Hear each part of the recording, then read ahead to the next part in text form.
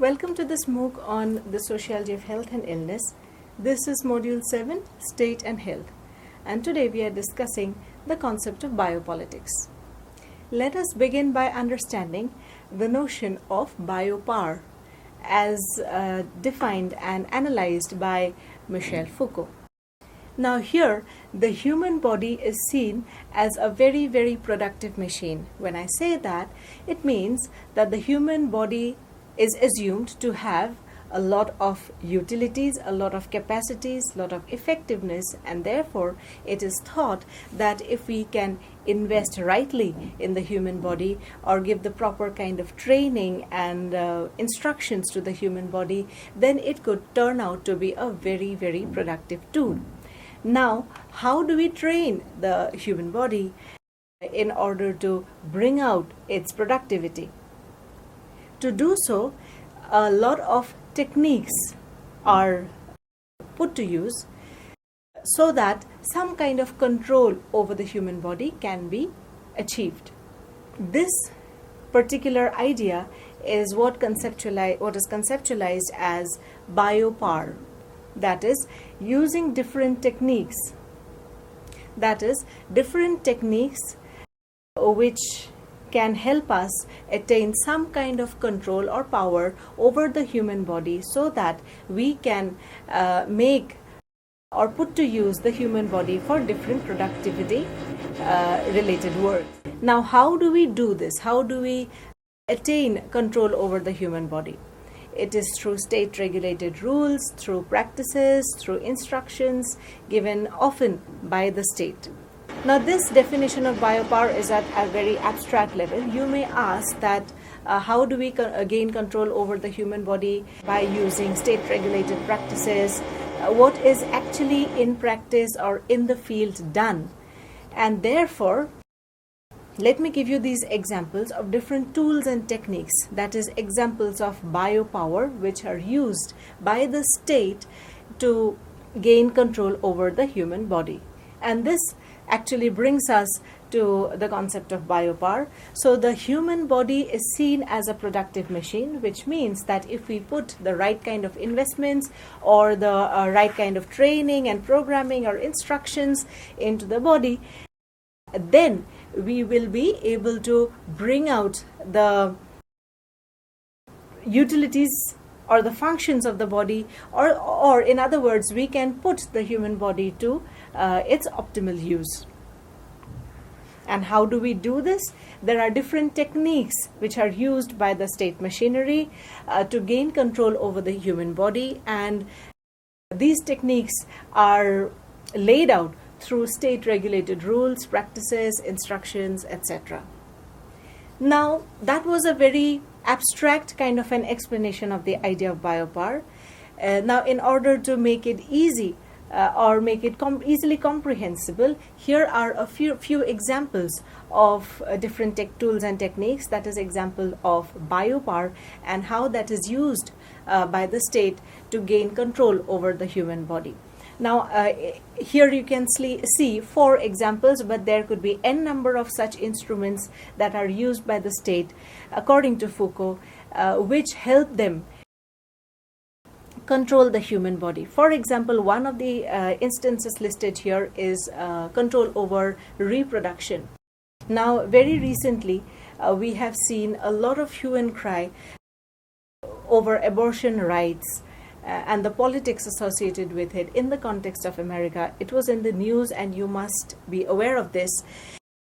So when the state gets to decide whether one can abort or whether one should abort or should not abort, whether one can abort or cannot abort, it means that the body of that woman who is bearing a child is a political body. The state has a say in it. Whether the child should be born or not is the decision of the state and not a decision taken by individuals in the private sphere. It is a matter of the public sphere, of the political domain, and therefore, according to Foucault's perspective, this is a way of gaining control over the human body by using tools and techniques initiated by the state. Similarly, you can see another example here is that of the census. Now, what does the census do? It keeps record of everything.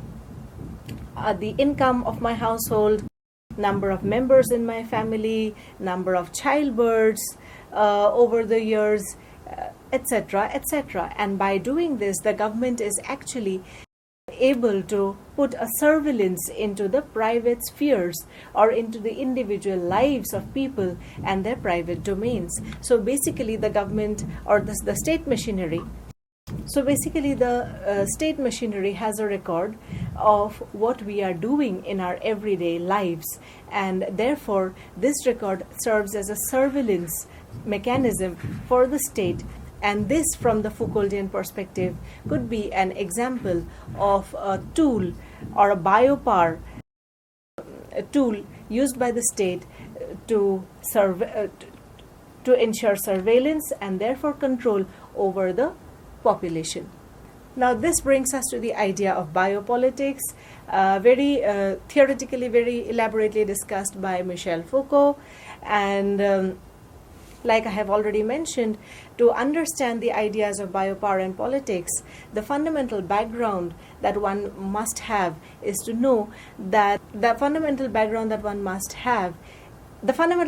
understanding that one must have is that the human population or the human body is treated as a political entity. Now, Foucault argues that by using the techniques of biopower, which we have already discussed, it is aimed to supervise the mechanics of life, that is propagation, births, mortality, the level of health, life expectancy, longevity. Now, I have mentioned that while giving the example of the census, how they keep a record of everything, and Foucault here very lucidly points out that these techniques of biopower help the state to supervise the lives of people, and this can be summed up as the idea of biopolitics. Foucault then goes on to explain as to how the idea of biopolitics works, basically meaning that what are the functions or utilities of having a biopolitics kind of approach by the state towards the population. He states that this kind of an approach of looking at the people and trying to supervise the people, as he calls it, has both pros and cons. Now, what is meant by this? To keep the society in order. We have discussed the example of the census, where the state basically has a record of everything about our lives. Like I have mentioned, about the number of childbirths in the family, the income of the family, the number of members in a household, etc., etc., the number of old, the number of young, level of education, etc., etc. So looking at it from a very positive side, it means that since the state has a record of all its people, it basically knows the state of being of its people, of the population. As a result, it also knows the areas that the people are lacking in, the benefits that the people are enjoying, the sectors or areas of the society where improvement needs to be done. For example, if the census tells us that there is an increasing birth rate over the last 10 years, then the state actually knows what to do about it. It knows that the population is going to rise up by this much level, or that it is going to be lower by this particular amount, and therefore what is the best for us to do so that the country functions well, and therefore should we think about population control or should we not. Again, if we have a record of the health conditions of people in the country, then we know what kind of diseases are affecting people, which areas in the country are being affected by particular diseases, people from which economic background are facing what kind of problems, is food scarcity a problem, all of these kinds of records are with the state machinery, and when they have this record, they basically know the limitations, their own limitations, and also know the areas in which they are doing well. Therefore they can design their policies accordingly. So if there is food scarcity, they know that they can think about solutions. So if they realize that food scarcity is a problem, then they can think about how to resolve this problem. Should we invest more on agriculture, on food production, or not? If healthcare or inaccessible healthcare facility, if inaccessibility to healthcare facilities is a problem, then the state knows what are the steps that are to be taken to make healthcare accessible to people. If the state has record of the level of education of people in a particular region, and if it realizes that the literacy rate in that particular area or of a particular community of people in the country is very low, then the state can take positive steps to deal with this problem and to ensure that the literacy rate is improved. If the state has a record of a particular area being infected by a particular disease as against other areas, other neighboring areas, that it can further investigate why this disease is affecting this particular area and why not others, and it can perhaps find out that perhaps air pollution is the reason behind the widespread of this disease, and then can further take steps to eradicate or help remove the problem. So that is meant by keeping the society in order, which, as Foucault argues, is the positive motivation behind the idea of biopolitics, or behind the idea of surveilling and keeping control over the population. However, it has its own disadvantages. Now, it is evident that if the state has a record or information about our daily lives and every single minute detail of our lives, and then it take different kinds of steps to deal with our daily and everyday lives, then it is evident that if so Foucault argues that if the state has all records of our everyday lives, if it has a surveillance mechanism through which it extracts information about its people, in that case, the state also gains the authority to justify anything in the name of control and order. For example, the government policies initiated for birth control in different countries have been criticized by the people of those countries at length. For example, China used to have a two-child policy, according to which the people of China could give birth to only 2 children.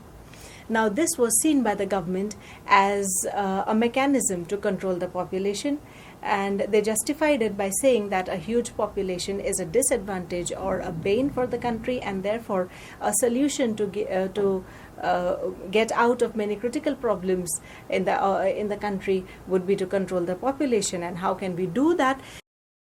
By initiating this policy where the number of children that a particular family or that a particular woman can bear, a limit was set to it.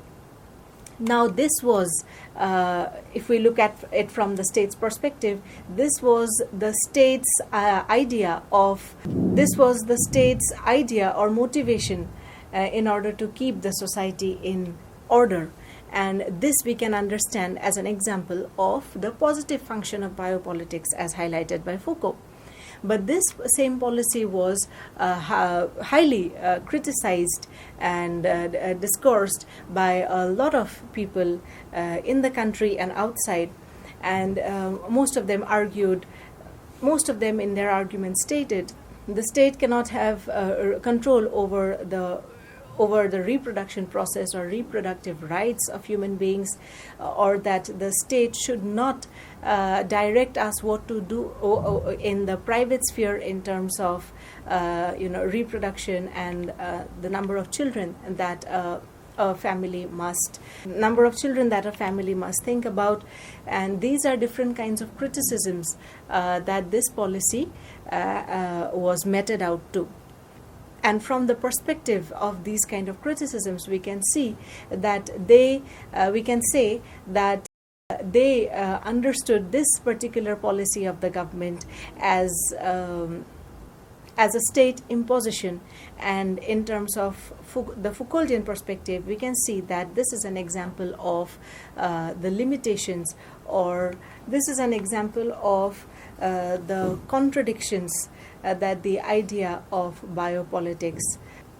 So in his analysis of the ideas of biopower and biopolitics, Foucault establishes the state as a dominant authoritative machinery which not only directs life in the public sphere but also penetrates into the private sphere. This means that the realm of politics is not confined only to the outside of the household or outside of the family or outside of one's own homes or outside of people's homes, but they are also very much in the private sphere, in the everyday lives of people, in their homes, in their families. And in doing so, the human population as a whole in general, and the human body in particular, according to Foucault, is turned into a political entity, which means that the human body is seen as an entity which has functions, which has capacities, which can be efficient or inefficient depending on the kind of inputs that it receives. Therefore, according to this perspective, the state sees an opportunity in the human body, and in order to build this opportunity and gain from this opportunity, the state uses different tools and techniques. While the primary objective behind such an approach towards dealing with people and dealing with the human body could be very positive, that is to keep the society in order, but at the same time it leads to a lot of contradictions, a lot of disadvantages and limitations, as we have discussed.